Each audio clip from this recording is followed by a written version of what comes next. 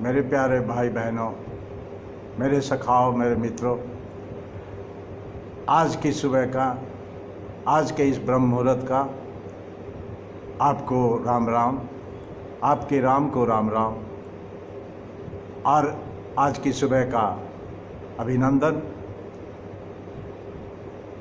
आज की वार्ता हम उस विकास यात्रा की बात करेंगे जो जीवों ने, जो जीवात्मा ने, जिसको हम लाइफ प्रिंसिपल कहते हैं, उस जीव के सिद्धांत ने, उस जीव के गुण ने और उस जीव के स्वभाव ने जो ये यात्रा करी है लाखों करोड़ों साल की, उस यात्रा के बारे में हम बात करेंगे। उस अनुभव विद्या को हम विकास विद्या में बदलते हुए देखेंगे कि कैसे ये विश्वास की यात्रा, कैसे ये विश्वास की विद्या विकास विद्या में बदली और इसका क्या कारण था और इस क्यों ये जरूरी था और इसका आखिरी पड़ाव क्या है, ये हम समझने की चेष्टा करेंगे। और इस चेष्टा से हम इस विद्या को हमारे अंदर अंगीकार करने की चेष्टा करेंगे, प्रयत्न करेंगे और हम सत्य के दर्शन के लिए प्रयास करेंगे। जैसा कि हमने पहले भी बात करी है कि जब भी कोई सृष्टि का निर्माण होता है, उस निर्माण के साथ में ही उस सृष्टि में एक प्रलय का बीज भी होता है। सृष्टि की रचना जब भी होती है तब वो एकता के सूत्र में बंधती है। बिना एकता के सूत्र में बंधे हुए किसी भी सृष्टि के निर्माण का कोई आधार नहीं है और कोई भी सृष्टि का निर्माण नहीं हो सकता। तो सर्वप्रथम किसी भी सृजन कार्य के लिए, निर्माण कार्य के लिए हमें एकता स्थापित करनी पड़ती है, चाहे वो कर्ता और कर्म की हो, चाहे वो ऑब्जेक्ट और सब्जेक्ट की हो, चाहे वो मेल और फीमेल की हो, चाहे वो दोनों पोलैरिटीज की हो और चाहे वो दोनों एक्सट्रीम्स की हो। एक्सट्रीम्स का मतलब दो ध्रुव। जब दो ध्रुव आपस में मिल जाते हैं, आपस में सामंजस्य स्थापित कर लेते हैं, आपस में एक समरसता पैदा कर लेते हैं, एक दूसरे के लिए विश्वास और श्रद्धा पैदा कर लेते हैं, तो सृष्टि का निर्माण हो जाता है, एक नई वस्तु का निर्माण हो जाता है, एक नई सृष्टि का निर्माण हो जाता है। तो किसी भी सृष्टि के निर्माण के लिए, किसी भी सर्जन के लिए हमें एकता के सूत्र में बंधना पड़ता है और हमें एकता स्थापित करनी पड़ती है। इस एकता के सिद्धांत पर ही ये सारी सृष्टि रची गई है।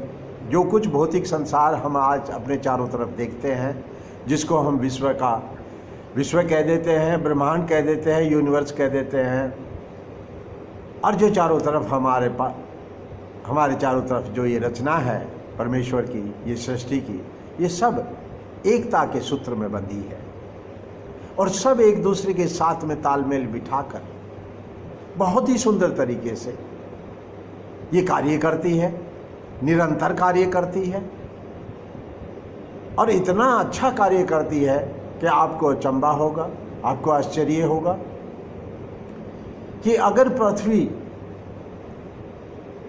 एक थोड़ा सा भी सूर्य से दूर हो जाए, हमें पता है कि हजारों किलोमीटर दूर सूर्य से दूर स्थापित है पृथ्वी, लेकिन वो एक तलवार की धार पे स्थापित है और अगर वो थोड़ी सी भी दूर हो जाए तो सब कुछ बर्फ बन जाएगा और एक शीतकाल का आगमन हो जाएगा पृथ्वी पर। ऐसा शीतकाल कि सब कुछ जम जाएगा, समुद्र जम जाएंगे, सारी पृथ्वी जम जाएगी और कुछ भी नहीं बचेगा, कोई जीवन नहीं बचेगा। अगर वो थोड़ा सा भी का क्या मतलब कि कुछ मीटर भी दूर हो जाए, ऐसी तलवार की धार है। और अगर वो बहुत थोड़ी सी नजदीक हो जाए सूर्य के, तो सब कुछ जल के भस्म हो जाएगा। आज आपको इस बात में दर्शन होंगे धरती माता के, क्यों हम इसको धरती माता कहते हैं। कि धरती माता जब से इस सृष्टि में प्रकट हुई है, तब से लेके आज तक अपने सत्य धर्म को, अपने सत्य धर्म के पालन को, अपनी मर्यादा के पालन को उसने करोड़ों वर्षों से ऐसे ही निभाया है जैसे वो तलवार की धार पे चल रही है। मेरे प्यारे सखाओ, हमें इस सत्य को गहराई से महसूस करना है अपने दिल में, अपने हृदय में और हमारे मानस में, कि कैसे पृथ्वी माता उस तलवार की धार पे चलते हुए, सूर्य के परिक्रमा करते हुए, सूर्य देव की परिक्रमा करते हुए, अपने इष्ट देव की परिक्रमा करते हुए, उस श्रद्धा और स्वामी भक्ति में सरोबार होते हुए, धरती माता सूर्य के चारों तरफ उस तलवार की धार पे उस दूरी को बनाए रखते हुए, उस सामंजस्य को बनाए रखते हुए, उस एकता को बनाए रखते हुए और उस सूत्र में बंधे हुए विचरण करती है, परिक्रमा करती है सूर्य देव के। उन घटनाओं का, उस विघटनकारी स्थिति का पृथ्वी माता कैसे निवारण करती है, कैसे उन्होंने उस जगह को खोजा है जो सबसे अच्छी जगह है उस परिक्रमा की। अरे लाखों करोड़ों कोस और किलोमीटर तक वो जब सूर्य के चारों तरफ उस परिधि में यात्रा करती है, तो ऐसा नहीं है कि एक ही जगह उतना मेंटेन करना है, उस संबंध को बनाए रखना है। उस लाखों करोड़ों कोस तक, किलोमीटर तक उस परिधि में वो अपनी मर्यादा में बंधी हुई है। हमें सीखना चाहिए, हम में ये विश्वास और आत्मविश्वास पैदा होना चाहिए और हम में ये संकल्प की शक्ति पैदा होना चाहिए, अगर हम मानव जीवन का आनंद लेना चाहते हैं तो, कि हम इस सत्य के दर्शन करें कि हमारे चारों तरफ सभी मर्यादा में बंधे हुए अपना अपना कार्य कर रहे हैं। कोई भी जीव हो, कोई पेड़ हो, कोई सृष्टि का कोई अंग हो, सभी बंधे हुए अपनी मर्यादा में अपना काम कर रहे हैं। सभी मर्यादा पुरुषोत्तम राम बने हुए हैं, सीता बने हुए हैं, सीता राम बने हुए हैं। तो हम ही क्यों अवज्ञा करें, हम ही क्यों इतने निष्ठुर और बेईमान हो जाए कि हम मर्यादा ना निभाएं। अगर पेड़ मर्यादा नहीं निभाएगा तो हमें खाना कौन देगा। ये ब्रह्मांड का जो रसोइया है, जो क्लोरोफिल मॉलिक्यूल है, जो हरा रंग है, जो क्लोरोप्लास्ट है, ये भी कभी बैक्टीरिया हुआ करते थे। मेरे प्यारे सखाओ, ये भी कोई जीव होते थे, लेकिन इन जीवों ने जब शिव संकल्प लिया कि हम परमेश्वर के हाथ बन जाएंगे, परमेश्वर के कार्य में हाथ बटाएंगे, तो इन्होंने एक ऐसा कार्य शुरू किया जिसका प्रभाव पूरी पृथ्वी पे फैल गया और ये पूरी पृथ्वी पर छा गए। ऐसे जो बैक्टीरिया दिखते भी नहीं है, ऐसे क्लोरोप्लास्ट, साइनोबैक्टीरियाज। उस हरे रंग ने फिर जब 56 भोग की रसोई शुरू करी, तो आप चख लीजिए आम को, कितने रूप हैं आम में, आप चख लीजिए अलग अलग फलों को, कितने स्वाद हैं। जो परमेश्वर के 56 भोग का जब निर्माण शुरू हुआ, भोजन का निर्माण शुरू हुआ तो सारे जंतुओं को भोजन मिला। तो भोजन की व्यवस्था इस शिव संकल्पधारी क्लोरोफिल मॉलिक्यूल से होती है। और अगर ये अपनी मर्यादा को आज सुबह से बंद कर दे तो शाम तक हम सारे भूखे मर जाएंगे, सारे जीव भूखे मर जाएंगे। इस मर्यादा को निभाने वाला ये क्लोरोफिल मॉलिक्यूल, ये हरा रंग, ये वो बैक्टीरिया जो शिव के गण हैं, जो शिव के हाथ हैं, जो शिव का संकल्प है, और यही हमें प्राणवायु देते हैं। हमारे भोजन की व्यवस्था यही करते हैं, हमारी प्राणवायु की व्यवस्था यही करते हैं, और तो और यही हमारे लिए जल की व्यवस्था करते हैं। इनको क्लाउड कैचर कहते हैं, बादलों को पकड़ने वाले। ये बादलों को पकड़कर पृथ्वी की तरफ लाते हैं और बादलों को कहते हैं कि भैया क्यों लिए घूम रहे हो, क्यों नहीं बांट दो ये सारा का सारा। और आपको अचंभा होगा, आप जरा थोड़ा सा एक क्षण रुक के जरा देखिए तो सही कि जब बादल बांटने बैठता है, जब जल देवता बांटने बैठते हैं अपने परमार्थ को, तो कैसे बूंद बूंद बूंद बूंद बूंदिए बना रहे हैं। जैसे हम हर मंगलवार को श्री हनुमान जी के लिए वो बूंदी खरीदते हैं प्रसाद के लिए, वैसे ही जल देवता, बादल देवता बूंद बूंद करके बरसते हैं। अगर वो एक साथ फट के बरस जाए तो आप कहाँ जाएंगे और हम कहाँ जाएंगे और पृथ्वी कहाँ जाएगी, जल प्रलय हो जाएगी। और कभी कभी जब कहते हैं हम कि बादल फट गया तो सब कुछ बह जाता है, लेकिन ऐसा नहीं है, ऐसा हमेशा नहीं होता। वो तो कोई ऐसी घटना होती है, लेकिन सदैव बूंद बूंद करके बरसते हैं और सबके हृदय को, सबके तन को, सबके मन को सरोबार कर देते हैं। ऐसी बरसात होती है, ऐसी जल की दान होता है। जल का ये हमें आशीर्वाद मिलता है। और ये देने वाला कौन है? भोजन, प्राणवायु और जल कौन देता है?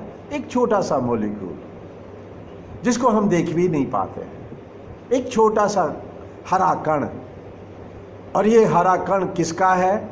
उस बैक्टीरिया का है, उस शिवगण का है, उस शिव संकल्पधारी का है, जो अपनी मर्यादा में बंधे हुए लाखों करोड़ों वर्षों से, और जिन्होंने पूरी पृथ्वी के चारों तरफ इस प्राणवायु का सर्कल बना दिया, जिसको हम ऑक्सीजनेशन की थ्योरी कहते हैं। एक छोटे से जीव में जो दिखता भी नहीं है, और उसमें ऐसी चेतना।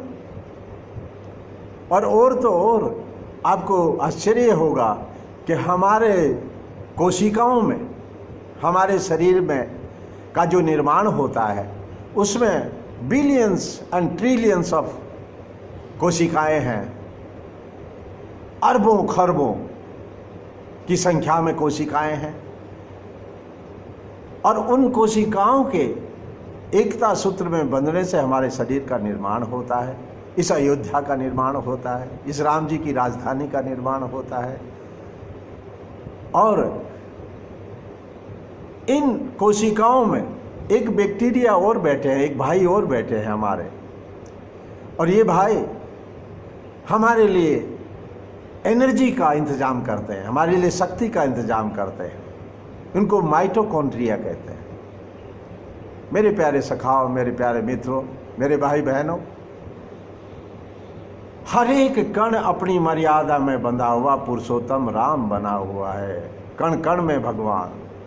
ऐसी प्रकृति माता है हमारे चारों तरफ। ऐसे ये गुणों का की रामलीला चल रही है। इसको समुद्र मंथन कह लीजिए, इसको रामलीला कह लीजिए। ऐसे गुणों की ये हमारे चारों तरफ चेष्टा, मर्यादा और ऐसी रामलीला चल रही है। तो इस चारों तरफ जो मर्यादा का जो क्षेत्र बना हुआ है, जो सबके पालन का आधार है, सबके प्रेम का आधार है और सबके जीवन का आधार है, जब सभी मर्यादा निभा रहे हैं तो हम ही क्यों बेईमान बने? हम भी तो निभा सकते हैं थोड़ी बहुत। तो आज हम उस मर्यादा की बात करेंगे, आज हम उस विश्वास की यात्रा की बात करेंगे जो इस जीव ने, जिस जीवात्मा ने शुरुआत से लेके, जब वो छोटे छोटे बैक्टीरिया के रूप में, छोटे छोटे जीवों के रूप में जो अदृश्य हैं उस रूप में जब जन्म लिया, और उस समय, उस क्षण से लेके आज तक ये जो यात्रा करी है, ये विश्वास की यात्रा है। इस विश्वास को अपने आप में धारण करने की यात्रा है कि कैसे हमें विश्वास हो परमेश्वर की सृष्टि का, कि परमेश्वर की सृष्टि एक बाग है, एक बगीचा है, एक सुंदर भ्रमण करने के लिए एक बहुत ही स्वर्ग जैसी जगह है, इसका विश्वास करने के लिए। और इसीलिए हमें 5 इंद्रियां दी गई है कि जिससे हम गवाही दें, जिससे हम आम को चख के कहें, हे परमेश्वर कितना प्यारा आम बनाया आपने। और हम जब आम की योनि को, उस पेड़ को देखें तो श्रद्धा से सरोबार हो जाएं, उस श्री राम की, उस राम के स्नेह और प्रेम के हम दर्शन करें, उस परमेश्वर के दर्शन करें, उस आम की उस चेष्टा में जो सबको आम दे रहा है, सबको फल दे रहा है, ऐसा वृक्ष। जब मानव ने देखा कि मैं तो सीधा खड़ा होता हूँ, क्या चारों तरफ कोई और भी सीधा खड़ा होने वाला है, तो उसको पेड़ नजर आया, क्योंकि वो ही सीधा खड़ा रहता है और एक जगह खड़ा रहता है। जब मानव ने घूम के देखा कि मैं तो कितना चलायमान हूँ, मुझे तो एक जगह खड़ा होते हुए कितना कितना तकलीफ होता है, और ये देव तो हमेशा एक ही जगह खड़े हुए प्रार्थना कर रहे हैं और तपस्या कर रहे हैं, अधिक तपस्या कर रहे हैं, और हमें फल दे रहे हैं, मेरे को भोजन दे रहे हैं। तो वो श्रद्धा से सरोबार हो गया उसका तन मन, उस ऋषि का। जब उसने सत्य के दर्शन किए, उस चेतना के दर्शन करे, जब उन्होंने गाजर की जड़ को देखा कि ये तो जड़ थी और धरती के अंदर रहते हुए भी इसने कितना सुंदर रूप धारण किया है, क्या शिव संकल्प है इस गाजर का, क्या शिव संकल्प है इस आलू का, और क्या शिव संकल्प है इस गन्ने का। जब गन्ना बोलता है, मेरे भाइयों मेरे पास तो कोई बहुत सुंदर पत्तियां भी नहीं है, कोई बहुत सुंदर फूल भी नहीं है, कोई सुंदर शाखाएं भी नहीं है, मैं तो अकेला खड़ा हूं, लेकिन मेरा भी शिव संकल्प है कि मैं अपने आप के अंदर इतनी शक्कर भर लूँगा, इतना मिठास भर लूँगा कि मैं इस सारे संसार को मीठा कर दूँगा। वाह, ऐसा गन्ने का, उस प्रकृति माता के, उस शिव संकल्प का, उस गण का, उस शिव गण का कितना सुंदर शिव संकल्प है, कैसी उसकी मर्यादा है, कैसा उसकी मर्यादा का पालन है, कैसा सुंदर उसका जीवन है। और वो कमल का फूल जिस पे परमेश्वर विराजते हैं, हमारे सारे चित्रपट, हमारे सारी चित्रमाला, जब हम देखते हैं कि हमारे सारे ही देवी देवता, चाहे वो बुद्धिस्ट के हों, चाहे जैन के हो, चाहे हिंदू के हो, चाहे सारे धर्मों के हों, दूसरे धर्मों की बात नहीं करूँगा, मैं भारत के धर्मों की बात कर रहा हूँ कि वो सारे ही कमल पे विराजते हैं, कि ऐसा लोटस की चेतना, ऐसी कमल चेतना जो कीचड़ से निकलकर सूर्य भगवान के दर्शन करते हुए ऐसी पवित्र और पावन हो जाए कि वो भगवान का आसन बन जाए, उन दिव्य गुणों का आसन बन जाए। और जब उस कमल के फूल पे जब एक पानी की बूंद, जल की बूंद आके गिरती है और उस पे स्थापित होती है उसके रूप में भी, तो सारा ब्रह्मांड उसमें समा जाता है, उस जल की उस बूंद के अंदर। तब उस महायान योगी ने, उस बुद्धिस्ट योगी ने जब ये दर्शन करे उस कमल के फूल पे, उस जल की उस एक बूंद के, जब वो हीरे की जैसे चमकने लग गई, जब उसने सूर्य की एक किरण को लाखों करोड़ों गुना ज़्यादा रूप दे दिया, जब उसने ये दर्शन करे तब उसने ये मंत्र बनाया, ओम माने पद में हो।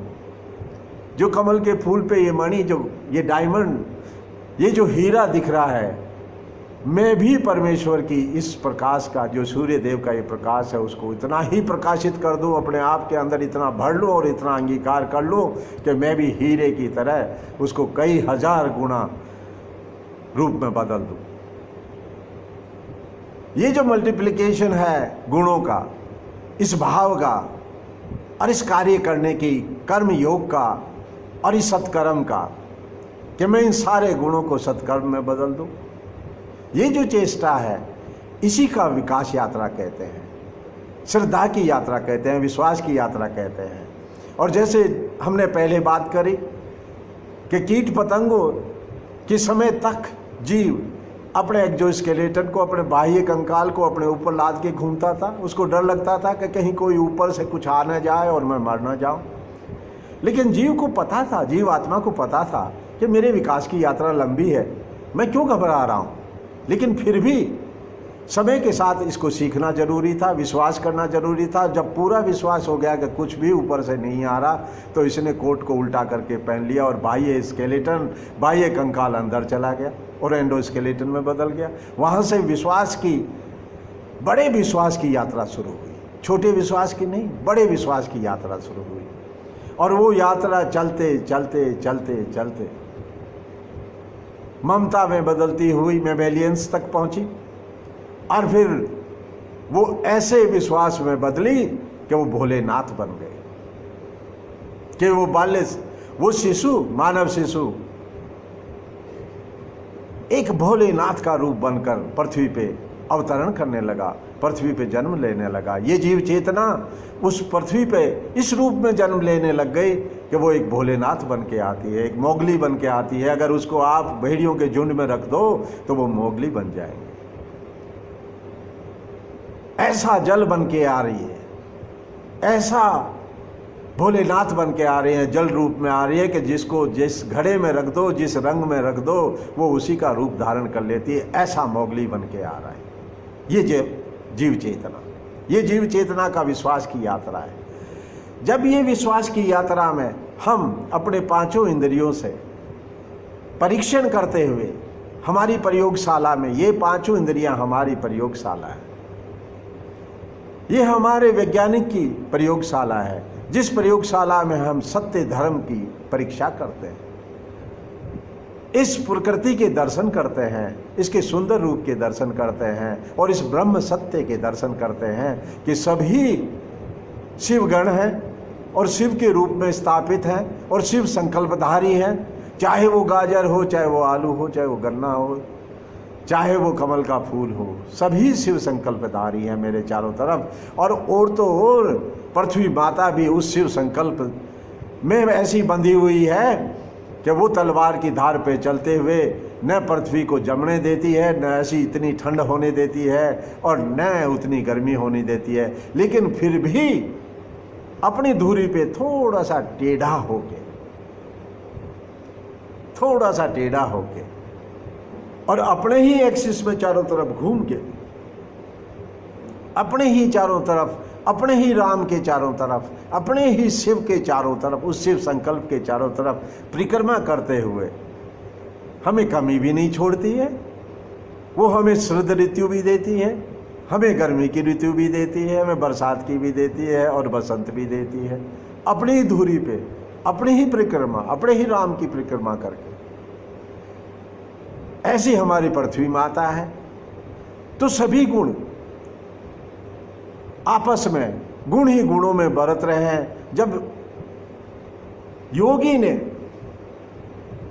जब एकता स्थापित करने के बाद में अपनी चेतना में जब उसने एकता स्थापित करी और अपने दिमाग को सभी तरह के बीजों से हटाकर, जो हमारे कर्मों के, जो पुराने जन्म के संस्कारों के जो हमारे बीज थे, उनको सारों को हटाकर और दिमाग को और मन मस्तिष्क को पवित्र करके, योग का पहला सूत्र पतंजलि जी का यही है कि व्रति निरोध अनुशासनम, अथ योग व्रति निरोध अनुशासनम। जो व्रतियां हैं हमारे अंदर, जो हम में पैटर्न्स बने हुए हैं, जो हमारे संस्कारों के बीज बने हुए हैं कि कभी हमने क्रोध से और कभी हमने प्रेम से जितने व्यवहार किए हैं आज तक इस सृष्टि में, वो सारे बीज रूप में हमारे आनुवंशिक गुणों में, हमारे जीन्स में स्थापित है। और जैसे ही ऋतु आती है वो बीज अंकुरित हो जाते हैं। उन सारे बीजों को हटाकर और शिव संकल्प के दर्शन करते हुए जब शिव संकल्पधारी स्वयंभू बन जाते हैं योगी, और जब वो दर्शन करते हैं कि मेरे चारों तरफ तो ये गुणों में ही बरत रहे हैं, ये आपस में ही आदान प्रदान कर रहे हैं ये गुण, तो मैं बीच में क्यों दखल अंदाजी दूं? क्यों नहीं मैं दूर से ही से सारी रामलीला देख लूं? तो योगी इन गुणों से बाहर निकलकर और एक पर्वत की चोटी पे बैठा हुआ प्रकृति के ये सारे गुणों के खेल को, इस रामलीला को देख रहा है, इसी लीला को देख रहा है, माया की लीला को। जब योगी ये महसूस करता है कि ये सारे गुणों में ही बरत रहे हैं, कहाँ से हमारी यात्रा शुरू हुई? उस प्रयोगशाला से शुरू हुई, हमारे इंद्रियों की प्रयोगशाला से, जब हमने आम को चख के गवाही दी कि कितना सुंदर आम है, कितना मीठा आम है। हम कमल के फूल को देखकर गवाही दी, उस जल की बूंद को हीरे की कणी की तरह चमकते देखकर हमने गवाही दी। और जब हमने सबकी गवाही देते देते ये विश्वास हमारे आत्मविश्वास में बदल गया, जब ये हमारे आत्मविश्वास में बदल गया और जब हमने चारों तरफ शिव की इस शिव संकल्प के दर्शन करे तो ये श्रद्धा में बदल गया, फिर हमारे ये स्वामी भक्ति में बदल गया और हम राम जी के हनुमान बन गए, उनके सेवक बन गए, उनके भक्ति योगी बन गए। तो इन पड़ावों से जब योगी निकलता हुआ, जब भक्ति योग को पार करता हुआ, कर्म योग को पार करता हुआ और जन्नी योग में, इस इंद्रियों की प्रयोगशाला में और इस मन की प्रयोगशाला में सारे प्रकृति के सत्कर्म के जब दर्शन करता है जन्नी योगी की तरह, तो भक्ति योग पूरा हुआ, जन्नी योग पूरा हुआ और कर्म योग जब पूरा हुआ तब वो आखिरी पड़ाव पे जब पहुंचता है राजयोग की, तब वो सारों की एकता स्थापित करता है, सारे गुणों की। और जब ये सारे गुणों को जब देख के वो चोटी पे बैठा हुआ अपने आप को बाहर निकाल के निर्लिप्त होके, उससे बाहर निकलकर निर्विकार समाधि में स्थित हो जाता है जब योगी, जब उसमें कोई विकार नहीं बचता, उसमें कोई विकल्प नहीं बचता, कोई संकल्प नहीं बचता और सारे संकल्प और विकल्पों से बाहर निकल के वो शिव चेतना में स्थापित हो जाता है, तब ये वो योगी ये कहता है ये तो गुण ही गुणों में बरत रहे हैं, मैं तो नाहक ही परेशान हो रहा था। और वो शिव रूप में, उस भोले रूप में स्थापित हो जाता है, उस जल रूप में स्थापित हो जाता है, उस परमार्थ रूप में स्थापित हो जाता है और उसका तन फिर परमार्थ रूपी तन हो जाता है, उसका शरीर परमार्थ रूपी बन जाता है। जैसा कि हमारे शास्त्र में कहा है, हमारे वेदों में कहा है और जैसा कि मैंने मेरे बड़े भाई महादेव जी से सीखा, मेरे बड़े भ्राता, मेरे कजन बहुत ज्ञानी थे, उनसे मैंने सुंदर बात सीखी, एक बहुत सुंदर दोहा सीखा, एक बहुत सुंदर वार्ता सीखी, एक बहुत सुंदर सी कविता सीखी उनसे बचपन में ही।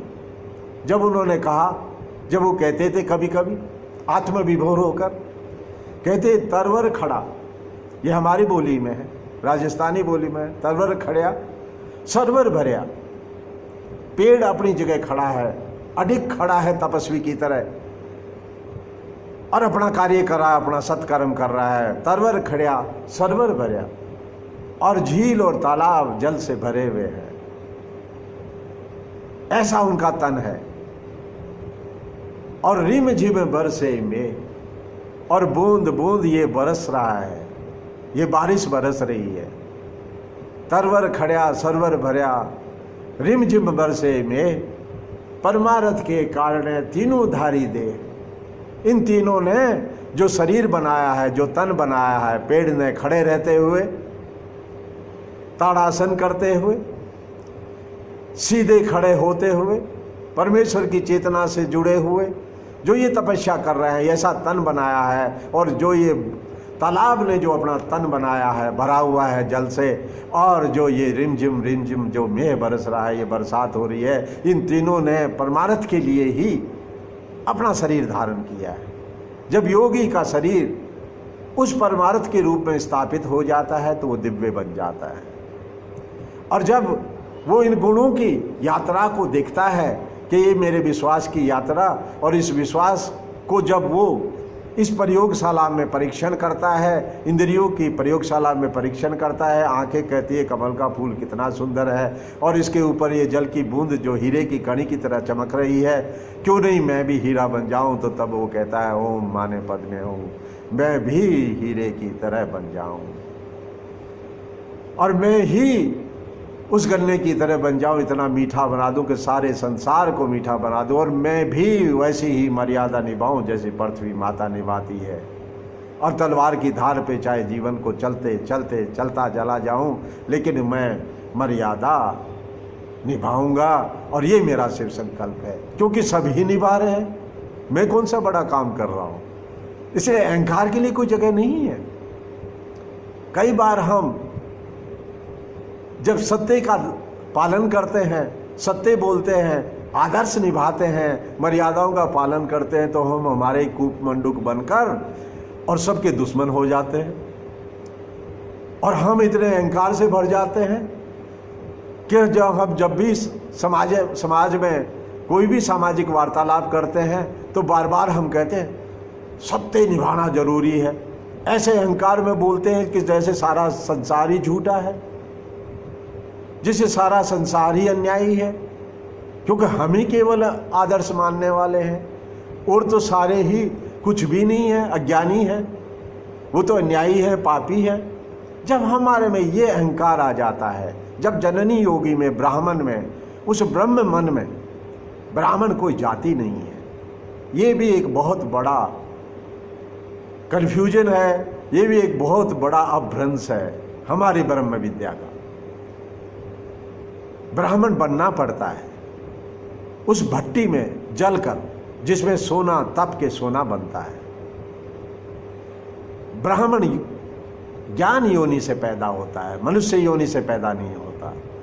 इसलिए श्री कृष्ण भगवान ने बहुत सुंदर शब्दों में इसकी व्याख्या करी है, आत्मवत सर्वभूतेषु ये पश्यति स पंडित।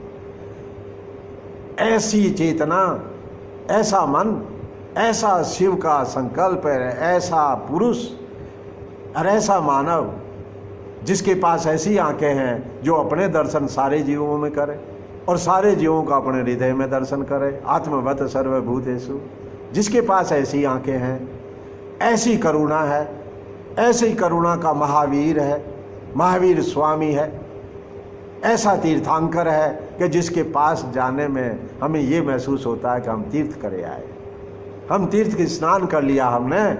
ऐसे तीर्थांकर, ऐसा करुणा का महावीर, जब ये महसूस होता है तभी हमें हमारी दिव्य यात्रा शुरू होती है।